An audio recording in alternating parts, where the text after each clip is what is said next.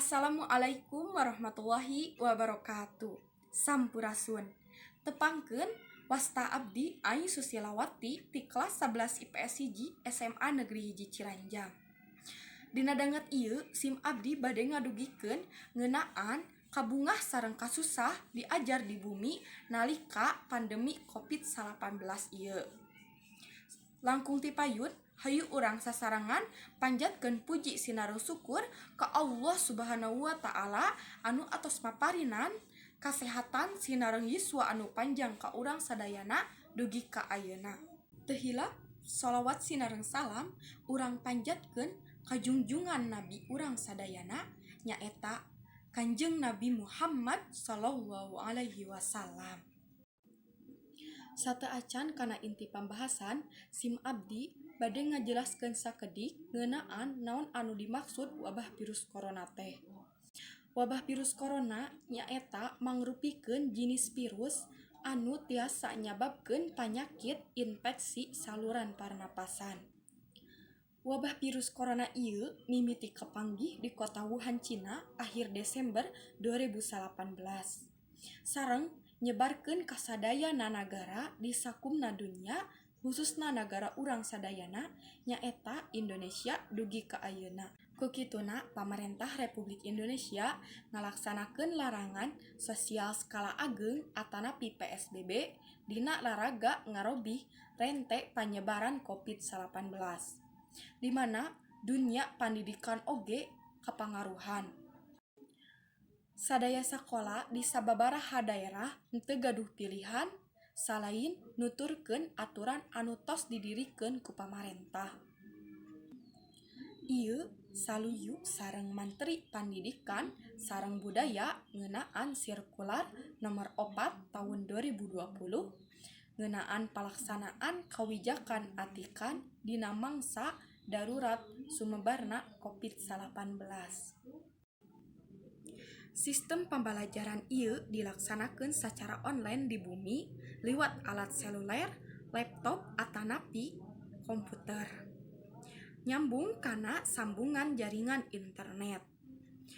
Siswa sareng guru tiasa ngalaksanakeun pembelajaran ieu nganggo grup WhatsApp, aplikasi Zoom, streaming atanapi media nu sanesna.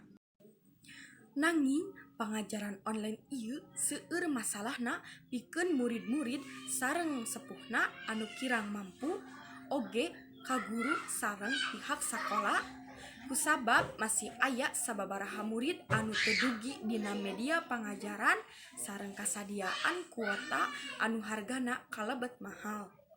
Salain eta, pangajaran anu teu sacara langsung murid sareng guruna ngajantenkeun sababaraha murid aya anu kurang ngartos kalepatan dina panganjelasan anu ku guruna didugikeun kusabab watesan jaringan. Aya oge manpaat tina diajar online ieu nyaeta urang tiasa ngamampaatkeun kamekaran teknologi di zaman canggih ieu. Ku kituna urang henteu dikontrol ku teknologi sorangan di mana kamajuanna gancang ti zaman ka zaman. Sajaba ti diajar online ieu, urang tiasa diajar atanapi ngalaksanakeun tugas sakola langkung nyalse. Nalika urang tiasa ngalakukeun padamelan anu sanes sapertos ngabantosan sepuh di bumi. Salaku tambahan, kasuksesan diajar online di bumi salami pandemi COVID-19 ieu gumantung kana disiplin sadaya pihak. Gotong royong antar guru sinareung murid oge para sepuh sareng pihak sakola.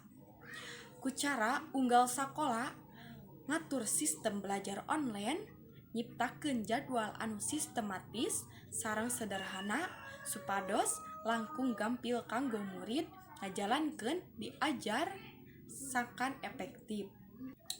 Janten hayu urang sasarengan ningkatkeun semangat dina diajar sanajan dina kaayaan pandemi COVID-19 ieu.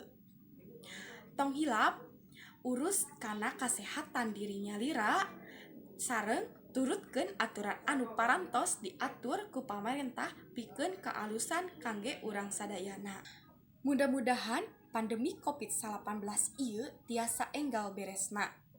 Kukituna kagiatan diajar teh tiasa dilaksanakeun sapertos dipungkur, nyaeta guru sareng murid tiasa paaprok jonghok sareng interaksi secara langsung di sakola.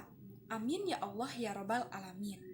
Sakitu wae anu tiasa kusim abdi didugikeun, hapunten saageng-agengna bilih seueur kalepatan dina cariosan.